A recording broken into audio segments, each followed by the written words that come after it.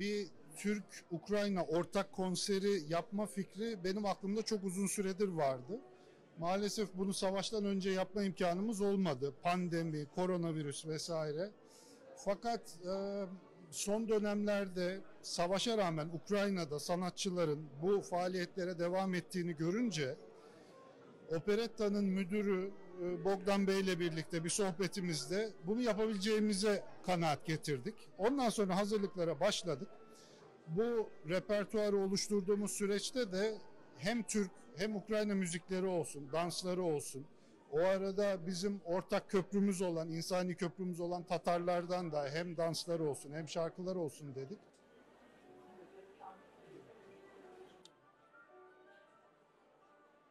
По-перше, я хочу подякувати посольству Турецької Республіки в Україні, і, зокрема, пану послу Ягмуру, за те, що зголосився в реалізації такого гарного проєкту.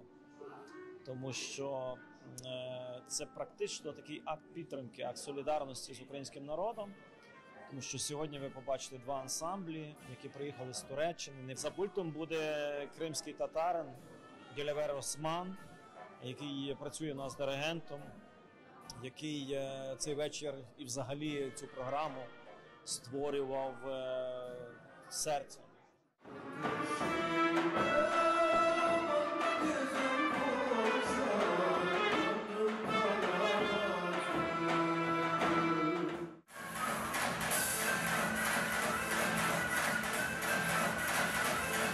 Мы, конечно, очень благодарим турецких наших друзей, что они в это трудное время поддерживают украинцев, в том числе крымских татар. Впечатления замечательные.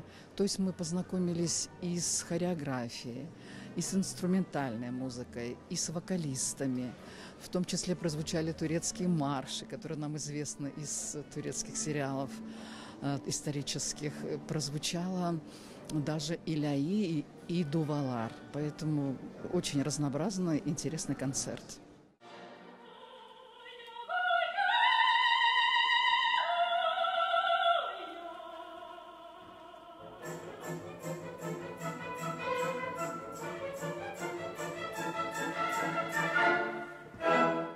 Öncelikle hoş bulduk.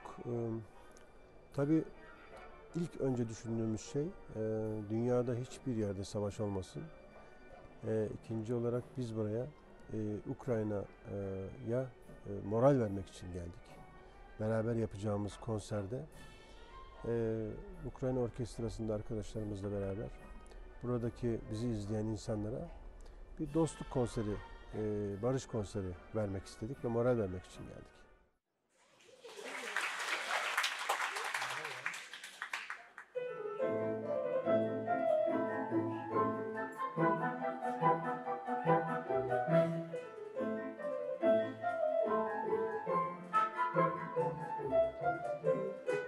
Народний колектив, і музиканти були, і танцювальний колектив, і співали, тому вони показали свою культуру, ми показали і свою, і їх культуру, ми грали і симфонічну музику академічну турецьку, і свою українську, звичайно, гапак, і кримськотатарський хайтарма, все було в цьому концерті.